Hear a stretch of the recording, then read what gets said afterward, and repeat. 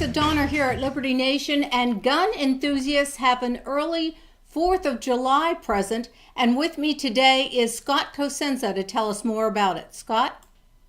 That's right, Lisa. The people of California had been scheduled to undergo one of the most restrictive and regressive firearm magazine bans in history, starting on July the 1st. But they have now been freed by that by U.S. District Judge Roger Benitez out of San Diego. What happened was the citizens of California, pursuant to Proposition 63 last year, passed this new law.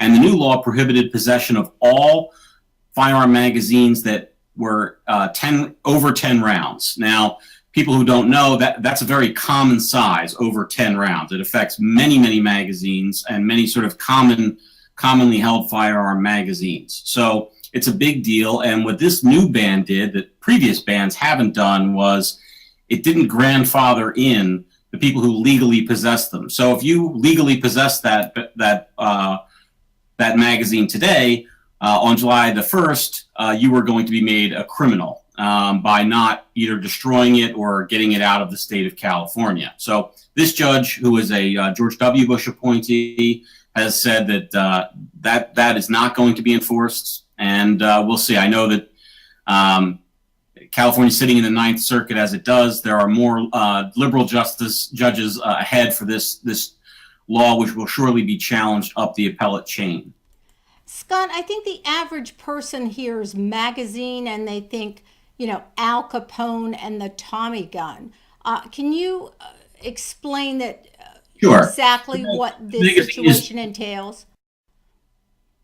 Yes, the magazine is just simply where you put the cartridges, and the cartridge is the bullet plus the gunpowder and the primer and the casing all in that you load into the firearm. So you load the cartridges into the magazine, and then the magazine goes into the firearm.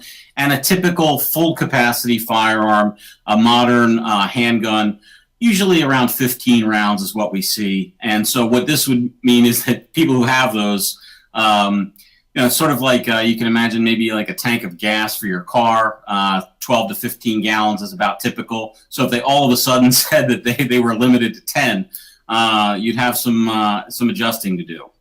You briefly went over that Judge Benitez does sit under the auspices of the Ninth Circuit Court. Can you tell us if you think this is going to stand?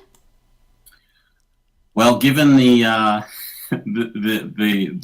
rap that the Ninth Circuit has is that it is a very, very left progressive court. Now, what typically will happen is this case will go before a 3-judge panel, and they'll rule on it, and then my guess is it will be appealed again. More of the judges of that circuit will sit, many more than 3, and then perhaps the Supreme Court. So depending on the next level of review would be that 3-judge panel. And within that context, you could get any mix of sort of more conservative or more liberal types. But the circuit itself is very left-leaning, and I would be surprised if it made it out of the circuit intact to the Supreme Court.